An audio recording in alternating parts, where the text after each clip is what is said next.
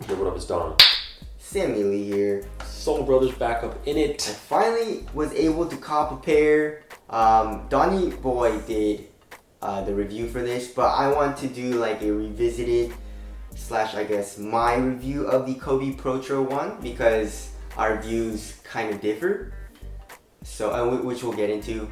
It is a pretty expensive shoe. I think it's like what, 160 or something like that. Yeah, something like that. PROTRO is short for Performance Retro, which Kobe wants to take his old shoes and retro them, but I guess PROTRO them and make it even better for performance, comparing it to I guess nowadays standards for basketball shoes. Yeah. But anyways, let's get it started with the Tracciones. You have herringbone, and it's articulated so you can have a little bit more flex in the forefoot area. Good traction. You need to break it in though. At first, it actually was sliding around and not getting a good bite, but after like 2 to 3 days of playing in it, it actually started to bite really nicely. It does pick up dust though, so watch out for dust, but it is a light wipe, and it doesn't pick it up that fast, so dust, it's not the best on dust, but if you don't mind wiping, then it's not bad, you know. So like, yeah, once you wipe, you have good stops, and also outdoor you should be good, you know. Like, this is an old school shoe. You have really hard and thick herringbone rubber, so it should last outdoors.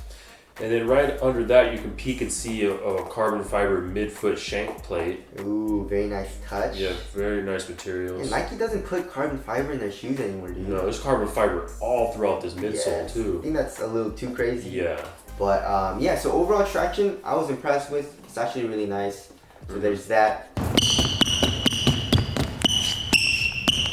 Moving on to the cushion. Ooh, taking it back to full length zoom. Thank you, Kobe, for that. It feels like the 0.1 setup. You do need to. I needed to break it in maybe like a day or two, but you know, once I did, it feels like the 0.1 setup. You know, pretty damn bouncy. Impact protection is good. I also really like how the midsole. I don't know what kind of foam it is. It's probably maybe like a Phylon, but there's actually a little bit of compression as well. Yeah. So in the heel, you can feel, you know, your heel dig into the zoom unit, and also have a little bit of compression from the Phylon as well here. That feels really nice. And the overall zoom setup, I don't like zoom as much as I used to, but I really like this setup, and it does everything really well. Like, you know, it has a nice quick bounce. Impact protection is great, court feels good. I also really like that heel to toe transition. So cushion setup is actually really nice, and if you enjoy zoom, then this is probably the best setup that you can get right now. So there's that. Moving on to the materials. Materials, they use old school materials, you know, full grain leather. And not a huge fan of leather, dude. It's thick, it's bulky. You definitely feel the weight of it, and it's not super soft. Doesn't conform to your foot really well. But It is a nice leather. It is a nice leather. It does have a long break-in time though. But once you break it in, it's actually pretty soft. But it really never gets as soft as, I guess, like a mesh would or a knit would. So yeah, materials not the best, especially for nowadays, but you know, it's the Kobe one, so you can't really complain. Yeah. So there's that. Moving on to the fit, go true to size. Width, I would say, is good for me. Not too wide, not too narrow, so I guess it's more of a normal width.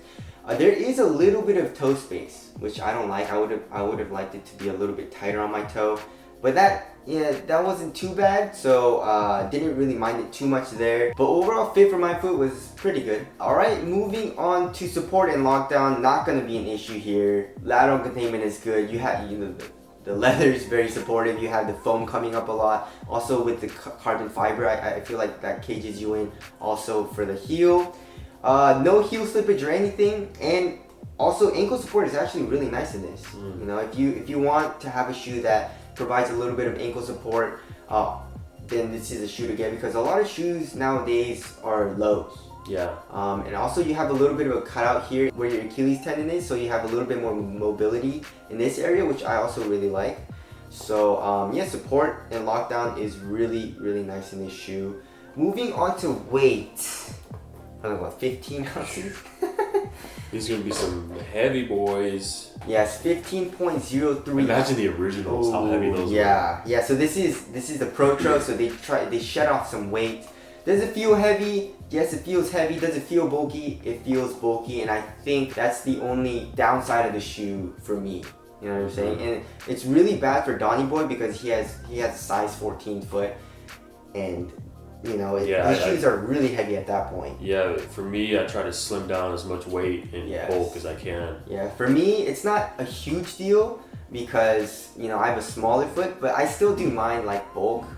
I like to have a more minimal feeling shoe most of the time, but yeah. So if you don't like bulky, heavy shoes, then you should definitely stay away from this shoe. All right, moving on to ventilation. Nope. Negative. Very hot shoe, very warm. Lots of moisture gets stuck inside the shoe. It is leather. Yeah. So just watch out for that, and you know you're probably gonna have to take off the shoe a lot if you if you don't like having hot feet. Moving on to durability. These are tanks. These are gonna last you a long ass time. So you should be good to go indoor, outdoor. So there's that. Overall comfort. I mean, cushion is really comfortable, especially for casual use. But the leather material, I don't really like too much. But if you don't mind it, go ahead and cop. You know what I'm saying? If you just want to wear it for casual use. Moving on to braking time. Braking time, I need to break in the zoom a little bit, you know, for a few days, and also the traction for a few days, and also the leather. If you want it to be, you know, really, really soft, you're gonna need to break it in for a long ass time. Yeah. So braking time, I guess to acquire the full performance of this shoe is gonna take a while. Yeah. But once you break it in, it's actually a really, really nice shoe. So there's that. Moving on to aesthetics. I love these, man, especially this colorway. Yeah. I love the contrast of the white on the lateral side and the black here on the medial side. That just looks super dope. All right, wrapping things up for $160. I feel like Nike's gonna release more colorways of the Kobe 1 PROTRO, and if they do, you guys should definitely cop. The only con of this shoe, like I said, was the bulk and the weight. So if you don't like that, then you should. If you can't stand it, then stay away from this. But other than that, I really like this shoe, and it'll loosely be in my rotation. You know, and I feel like it's a better version of the 0.1. Right. Yeah. You know, I can't stand the 0.1. It just feels a little bit more bulky, a little bit more heavy and clunky. This feels smoother, a little bit lighter, and also even though weight, like numbers wise, I don't think it's lighter. But it just feels a little bit lighter and a little bit more responsive to me. So if you like the 0.1, this also is a good shoe to get. But anyways, this shoe is Soul Brothers approved. If you guys want to cop a pair, we'll leave a link in the description box. Thank you guys for watching. We'll see you guys next time. Later. Peace.